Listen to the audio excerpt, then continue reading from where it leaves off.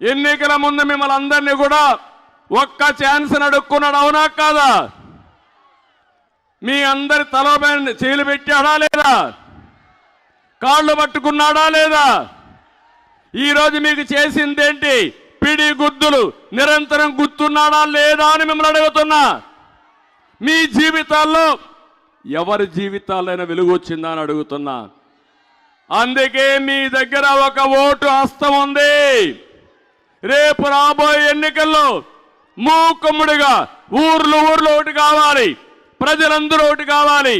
మీ భవిష్యత్తుకి జగన్మోహన్ రెడ్డిని చిత్తుగా ఓడించి బంగాళాఖాతంలో కలుపుతామని గట్టిగా చప్పట్లు కొట్టి మీ హర్షాన్ని ఆమోదాన్ని తెలియజేయాలి. మనం ధర్మాన్ని రక్షించుకోవాలి. ఆ ధర్మమే మనల్ని కాపాడుతుంది.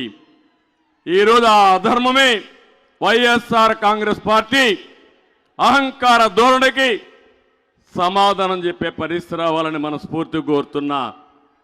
నేను ఒకటే ఈ సభలో హామీ ఇస్తున్నా. మొన్నే నూతన సంవత్సరానికి స్వాగతం పలికాం. ఇంకొక 3-4 రోజుల్లో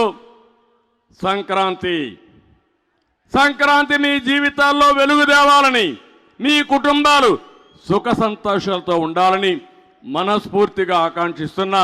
మీ అందరికీ సంక్రాంతి శుభాకాంక్షలు.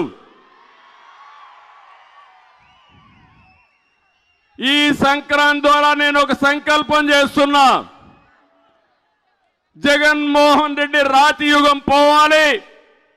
మళ్ళీ రాబోయే రోజుల్లో తెలుగుదేశం జనసేన స్వర్ణ యుగం ఈ రాష్ట్రంలో రావాలి, తెలుగు జాతికి రావాలని నా ఆకాంక్ష, నా సంకల్పం.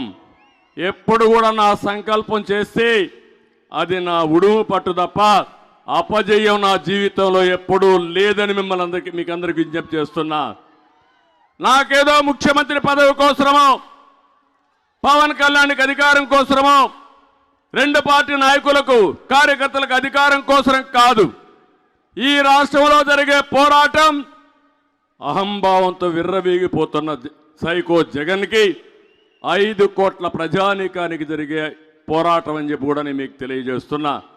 ఈ పోరాటంలో 5 కోట్ల జనాలు గెలవాలన్నా, ప్రజలు గెలవాలన్నా, సైకో జగన్ గెలవాలన్నా మీ చేతుల్లో ఉంది. గట్టిగా మీరు చప్పట్లు కొట్టి ఆ వ్యక్తిని గెలవనీయకుండా చేస్తామని, భూస్థాపితం చేస్తామని సంకల్పం చేయాల్సిన అవసరం ఉంది.